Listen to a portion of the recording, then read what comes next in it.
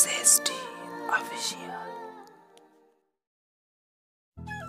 বেশ কিছুদিন ধরে একটা মেয়ের সাথে প্রেম প্রেম ভাব চলছে। বউ বাসায় না থাকায় একদিন মেয়েটাকে বাসায় ডাকলাম।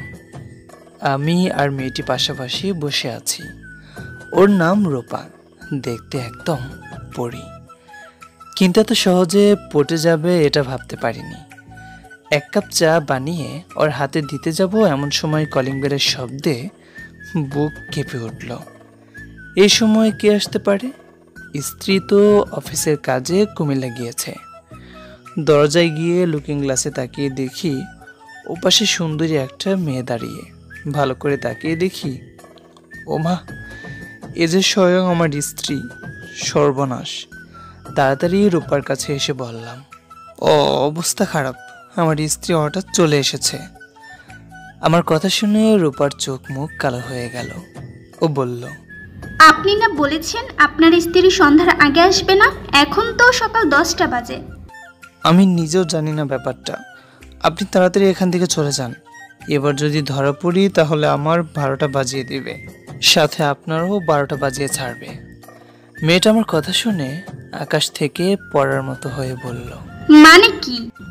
আরে, এর আগেও স্ত্রী এক মেয়ের সাথে হাতে নাতে ধরে ফেলেছিল, তারপর এমন মার মেরেছিল, সেই মেয়েকে 1 আর আমাকে 3 মাস হাসপাতালে থাকা লেগেছে। ও আবার কুস্তিগিরি বংশের মেয়ে। ওর বাপদাদা সবাই এককালে কুস্তি খেলেছে, এর জন্যই ওর শরীরে প্রচুর শক্তি। মেয়েটার দেখি মুখ চোখ শুকিয়ে একাকার অবস্থা। কোনো রকমে বলে উঠল, এখন উপায়? আপনি পালিয়ে যান। কিন্তু দরজায় তো আপনার স্ত্রী দাঁড়িয়ে। আপনি বারান্দা থেকে নিচে লাফ দিন। মেয়েটা ঠাস করে একটা গাড়ি থাপ্পড় দিয়ে বলে উঠল, আমার কি জানেন মায়া নেই? আপনি অন্য উপায় বলুন। এদিকে স্ত্রী একের পর এক বেল টিপে যাচ্ছে। আমি বললাম, একটা উপায় আছে। কি? আপনি আমার বাসার নতুন কাজের মেয়ে। আজ থেকে আপনি কাজে জয়েন করেছেন। আপনি তাড়াতাড়ি বাথরুমে চলে যান, গিয়ে কাপড় ধোয়া শুরু করুন। আপনার কি মাথা খারাপ? আমি জীবনে আমার কাপড়ই কোনোদিন ধুয়ে দেইনি। সব কাপড় আমার আম্মু ধুয়ে দেয়। আমি জানি না কিভাবে কাপড় ধুতে হয়। আমি নিরাশ গলায় বললাম, তাহলে 1 মাস হাসপাতালে থাকা ছাড়া কোনো উপায় নাই আপনার? দাঁড়ান, আমি দরজা খুলে দিই। রূপা আমার কথা শুনে বলল, আপনার ওয়াইফাই পাসওয়ার্ড দিন। এই বিপদের সময় আপনার ওয়াইফাই পাসওয়ার্ড লাগবে কেন? ইউটিউবে কাপড় ধোয়ার টিউটোরিয়াল দেখব। ঠিকমতো ধুতে না পারলে আপনার বউ আবার যদি সন্দেহ করে। আমি ওকে ওয়াইফাইয়ের পাসওয়ার্ড দিয়ে দরজা খুলতে গেলাম।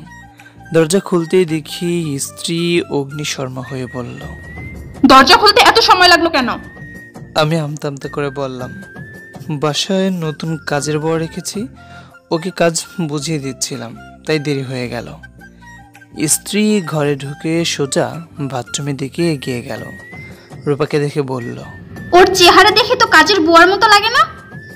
আমি আমতা আমতা করে উত্তর দিলাম, আগে ও আমেরিকায় কাজের বুয়া ছিল, আর ও দেশে সুন্দরী ছাড়া কেউ কাজের বুয়া রাখে না। কিছুদিন হলো দেশে ফিরেছে। স্ত্রী আমার মুখের দিকে তাকিয়ে বলল, তাহলে ওর খোঁজ পাইলে কোথায়?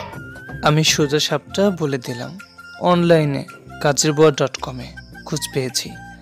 বউ দেখি আমার কথা শুনে কিছুটা হলেও সন্তুষ্ট হলো। তারপর বলল, শীত তো প্রায় এসে গেল, সব কাপড়গুলো ধুয়ে দেওয়া দরকার। এই মেয়ে, আমার সাথে আসো, আজকে সব ধুতে হবে। আমি কাপড়গুলো বের করে দিচ্ছি, তুমি ধুয়ে দাও।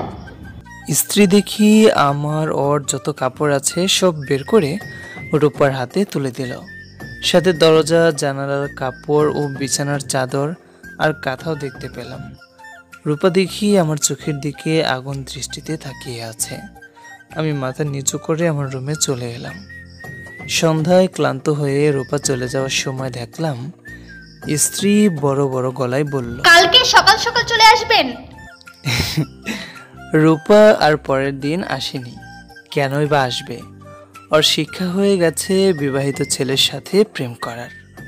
তো আজকের গল্পটি কেমন লাগলো অবশ্যই কিন্তু জানাবে।